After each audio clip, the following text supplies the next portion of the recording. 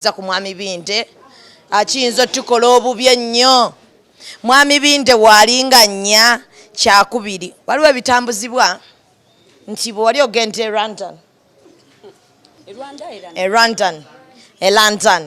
bwe wali ogenda e London mbu wali oyagala bulirayo ekirala nti omwami omukaka nnyo ebifaananyi kati nga ba inlo kibayisa bubi nti n'okuba nga tonnazaala ng'ate ebbanga ligenderedde kati nga ba inlo abaaliwo nga baproposinga ne bakubeererawo kukyala okwanjula tekibayisa bulungi. Ekirala nga bo abakwagalirako mwami Binde nti omukaka nnyo vidiyo ogenda kikyusaamu oba ogenda kyongera bwongezi mu maaso.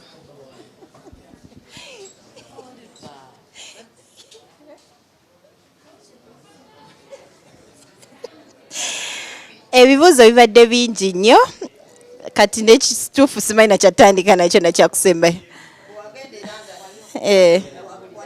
Kansooke n'ekyo nali gende London bannange si kituufu kale nange ndalabako awo ku social media manyi we mba ntambudde mbeera rare. Okay. Amasimu nago tugaggyeko ko bambi kale neyanza.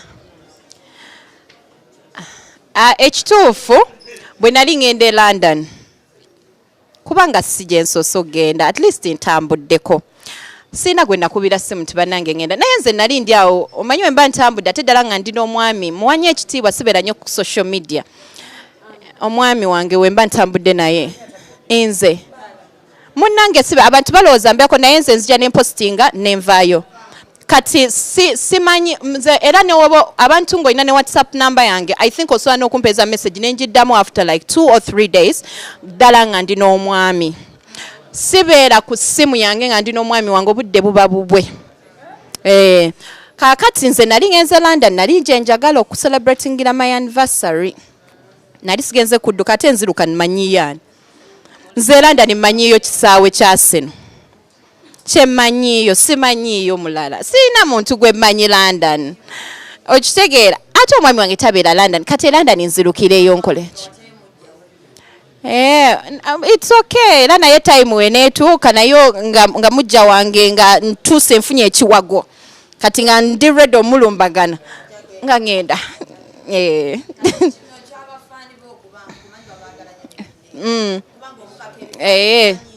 Kati omwami wange oyo Bad Black yagenze n'agamba posting omwami we naye temumulaba nko mawulire. I think kye kimu n'omwami wange. Nze omwami wange mpostinga naye ndowooza temulabangako physically. Nduti mawulire simanyanga nagenze naye wano simanya nagenze naye wa. Ndowooza era olunaku olunasooka lujja kubanga nnya kuransonga inshallah. Kuransonga engeri gyali red carpet. Kyavunaanyizibwa nti kale omuntu yanditambudde n'omwagalwa we.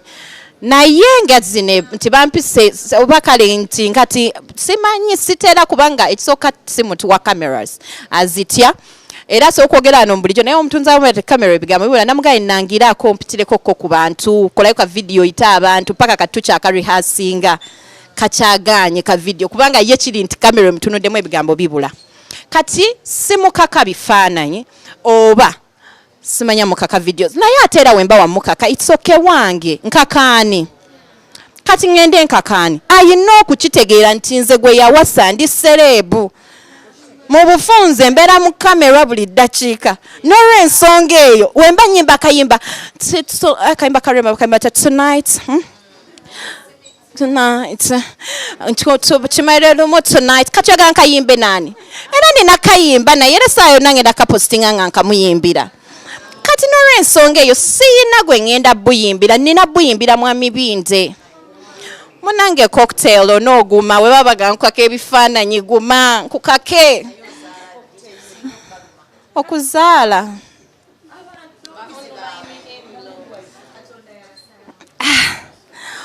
ogambye okuzaala ate Shami alina engeri gye yatandisemu n'agamba abaaliwo ku kyalo simanyi abakola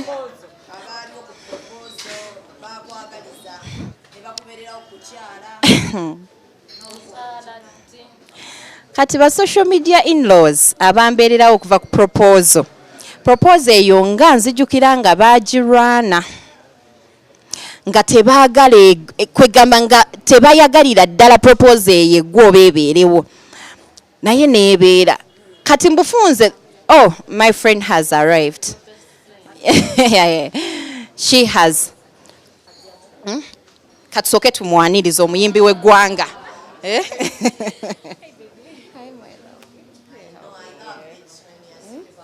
First come and sit here and they take few pictures. First come and sit there and then me I stand here.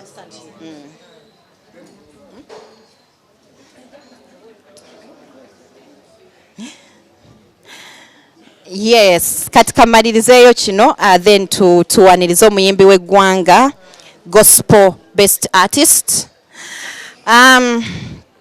abangamba nti sizaala sometimes I even felt I don't know how to answer this question because honestly speaking kambuzeyo ekibuuzo ku buli andaba waliwo omuntu ayinza okufumbirwa kubanga saafumbirwa kawundo kakubye eddinisa mind you nafumbirwa omusajja najja ewaffe nawesa mamange ekitiibwa era abantu bangi nnyo baaliwo naye bw'ogamba nti saagala kuzaala nga siri kawundo kakubye eddinisa ate eddala ng'oli mukazi nsaba katonda akusasulemu kulwa nsonga nedda bw'ogamba nti lwaki tozaala toyagala kuzaala nze nnako ne benawudde simaya bankolera simaya biki and they are so bitter because sizaala I am not God you people siri katonda I don't know when I'm supposed to give birth. There is no married woman in life that doesn't want to give birth. It is not there. Tekiriwo. But when you force me to give birth for my husband, gwensula naye, there is a way you torment women who are married and you force them to give birth. You torment us. I know you want negative energy all the time, but ebintu ebimu tubireke. Abakyala tulekeraawo okubuuza abakyala bannaffe when they are giving birth. It is very tormenting. Tuguma, me one thing I can tell you is nze sifaayo biki bye munvuma because sigwe gusoose munvumya ebintu bingi nnyo and I've never come out to answer anything. Kakiba okuzaala kuneeno nako sikivangayo ne answering but I'm praying era nkikakasa nti one day God will bless me with a child. I believe that.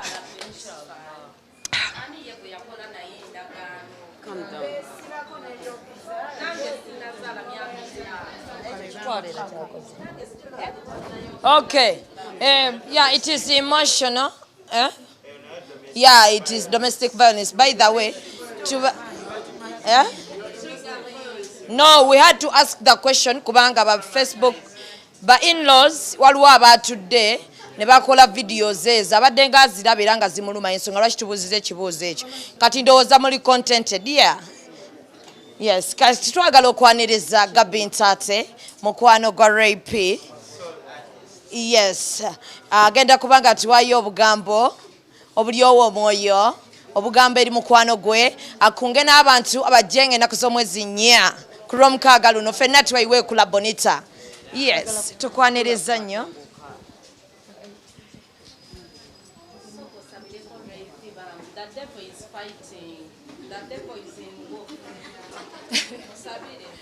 Mukama yeebazibwe kweriye mbaaniriza mwenna muzze mu bungi ekyo kiraga bulazi nti Mukama Katonda ekintu mwakiri wakati. I have been telling my friend nze siri mweraliikirivu about this show. Sisobola kubanga tugenze ne tusabe oli Mukama akole ekintu ate ne tuddayo ne tugamba abula oba onaakikola kiba kiwedde. If we ask nga bw'ayogera mu Quran oba mu Bible, whatever we ask, that shall be given unto us. So, siri mweraliikirivu, the show has already been successful. Thank you, Jesus. Twebaza bwebaza, tuli magoba. I don't like to see her break down. She's not even like that. Ezigali ediveno kugumba lya gonye no wansen. So to see her break down, that means she's very emotional about a particular thing in life. Naye ekirungi nti ffenna wano tewali yagulawo byapa mu bulamu. So oyogera ekintu or you do something, you know that in the end you're going to leave this earth the way you came. Olaba n'omwana gw'ozadde bw'abanga ye Mukama kyamusaasidde n'abakunsi togenda vaawo naye. Ogenda bibyo naye agenda bibye. So live your life as purposeful as you possibly can. Move ebintu by'okwekakakaka nnyo. Fixation is such a bad thing. Read about it in the dictionary. Fixation okwenyiga wootajja. You don't fit in their life. When they were making a decision to be married, they were together. Your opinion, unfortunately, was not a good. It wasn't concerned. They were not concerned about it. So whether or not they are planning to have children right now, it's mubufunze. Ekigambo kyetutandituuseeko singa mubadde temunyigiriza nnyo naye tugenda kituukako olw'ensonga kyekigambo ekijaawo. It is none of your business. It really is none of your business. You won't make it your business, unfortunately. Olumu ebintu tubyogera naye omuntu oba omusindikiriza omuganda agamba bw'onyigiriza ennyo ennyindo egy'omusaayi. So to see her break down, wekibanga gwe kikusanyusa and you can sleep at night by that, you can take a recording of that and put it in replay so that every time she's crying, your sleep comes a little faster. But I believe that if you have seen someone break down because of a certain issue, the best you can do is to let it go. Fena tuli bantu. Regardless of whether we are celebrities, we are humans and we feel. Teri muntu ata feeling. Oli wavirayo nabera nga afuse mekete. It's because they've heard to take so much from you that they do not know how to react anymore. But it is not fair. If the tables were turned unto you and the guns were now forwarded unto you, you would not like it. Probably you would even do worse to yourself. So let us be kinder. There's a big world out there. Today you are unkind. And tomorrow someone is going to be unkind to you and it will not feel good. However, omulamo gwatulese from hurt to healing. So I hope, my friend, today you walk away healed from the hurt. I pray you walk away healed. Twebaza Mukama Katonda okubeera nti this has come. Bantu bangi basirikidde obulumi obw'enjawulo ate nga to come out ne tuba nti you give a little voice to this initiative. Tomanya ani gwoyambye olina amanya nti yes omuntu oyinza nosanga ng'omwo munaatuulamu ba domestic violators nga be bakubi naye bw'aba alabye n'agamba naye kandekerawo okola ekintu kino, because no matter how much a man is going to apologize for actually brutalizing you, one day it's going to be the end of you. Today is just a slap, tomorrow is just a kick, and the other day you're not going to be here anymore. Olwokuba nti waguma bakugamba genda ofumbe toddanga okitegeera. And also the men face it as well, even though it's not regarded as much. Abasajja nabo batulugunyizibwa because there is so many forms of violence. Violence comes in very, very many forms. I can just kulika abantu bebayita narcissists. Now there are people who are more conservative and there are people who are more verbal. Waliwo narcissist nga ye engeri jachi expressinga mutoso anakumanya nti they are taking, you know, they are harming you nga gwoyinza okuloza ye bwatyo bwalinze ndi mubi. So before that they have compressed your worth and you begin to look at your worth the way they look at it. Omuntu nasobola ku driving to craziness. They can drive you to mental illness. Naye nga ate kwegulumiza kwe kutusiza. So women have this a lot. Why? Because we do not have the muscle power to fight back. So sometimes omukazi atandikirawo na brutalizing omusajja but mentally, and there is no form of violence bigger than mental violence. Because olaba abazungu balina ekintu kye bayita hypnosis. It used to be a form of treatment back then. Naye bagenda bakijjawo because if I hypnotize you, I can actually force you to go and shoot people you're not supposed to shoot.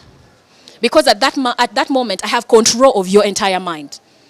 So kati abantu abasinga waba mastering is a form of hypnosis. Asobola oku brutalizing in your head that you can actually commit suicide.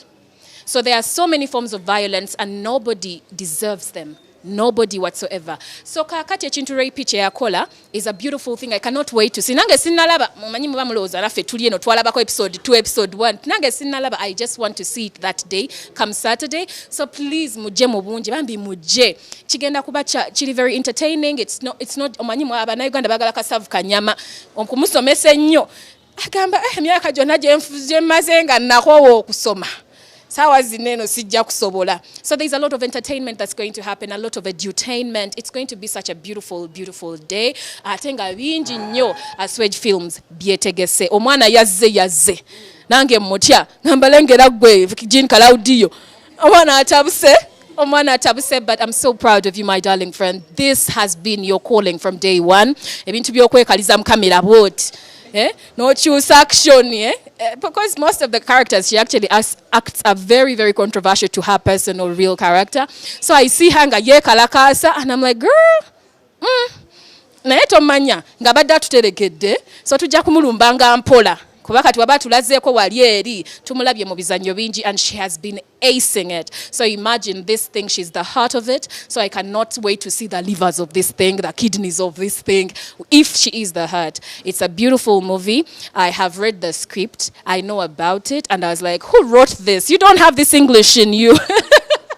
That is a joke, but naye nagamba nti when I read the script, I was like, okay, we are really taking this to the next level. It is next level stuff. Please come through. Come and support my friend. Come and support my partner. Come and be there for her. Because chemanyi mwagala okujja. Ata ina ticket afadhali twekalizeeko tuke ku get. Tukutetenkanye. Tukutetenkanye ng'omuntu bw'atetenkanyizibwa. Atalina tiketi janguko nezooli nawo tulabe.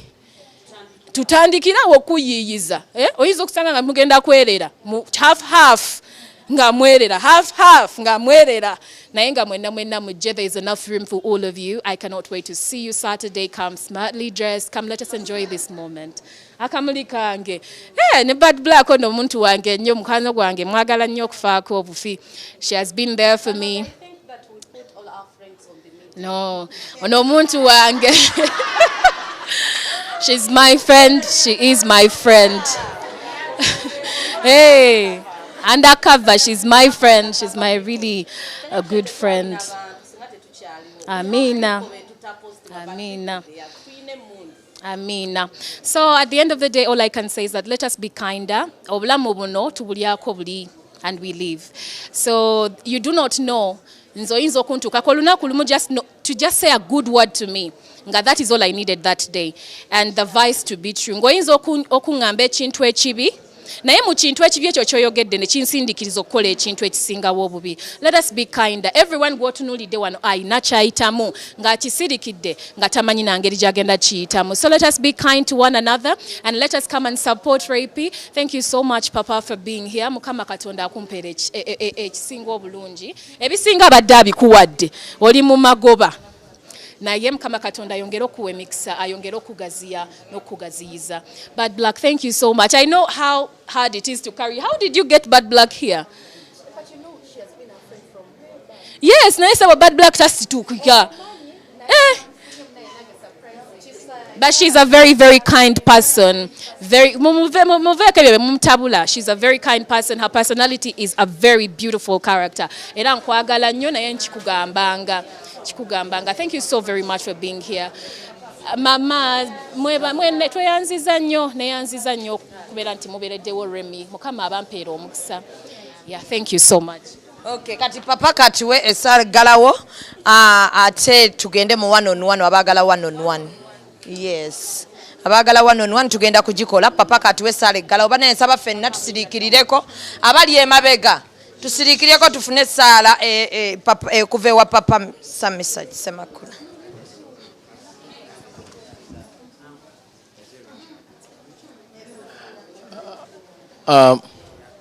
Nga tuwunzika Rapey